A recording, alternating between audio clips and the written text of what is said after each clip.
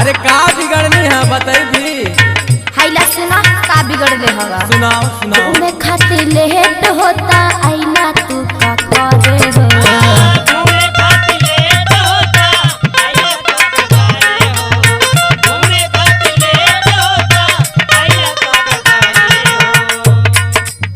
घूमे खातिर लेट होता आईना तू का करे हो घूमे खातिर लेट होता आईना तू का करे हो पीटाला से ज्यादा धान छीटाला दुआरे हो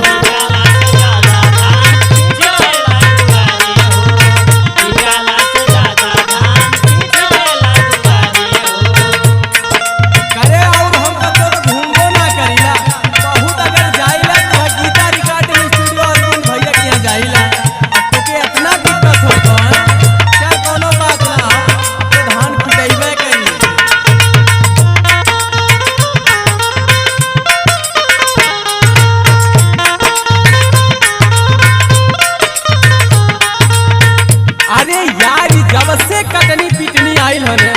तू जियल मुश्किल कर देला भाई जियल मुश्किल। अरे काहे ना जियल मुश्किल करी हो खाली बैठ के घुरबा काम धाम ना करे के बा कहावा से मोरे घरे आई गइलू गोरिया धान धान कह के कान खाई गइलू गोरिया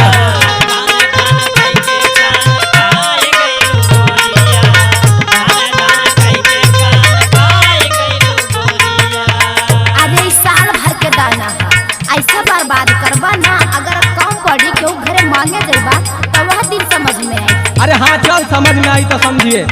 अच्छा कहाइला सुना साल भर के दाना हवे गिन गिन चाउर रखिए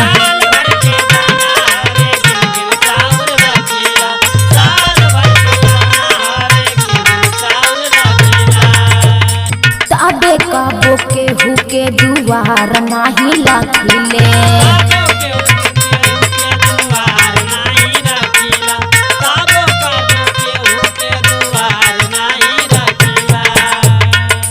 एक दिन जहदी घाटी जाई जइबा के करे घरे हो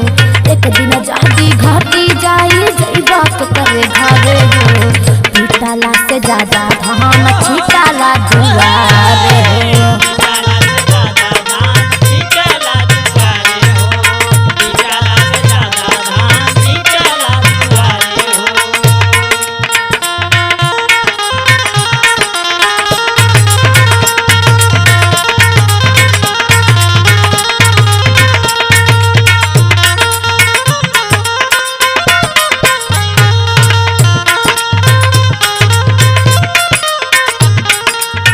हो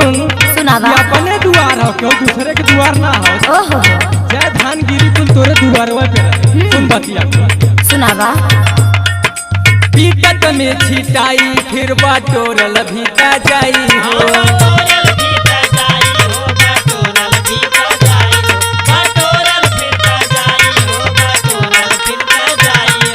दुआरे पास एको दाना कहीं नहीं जाई हो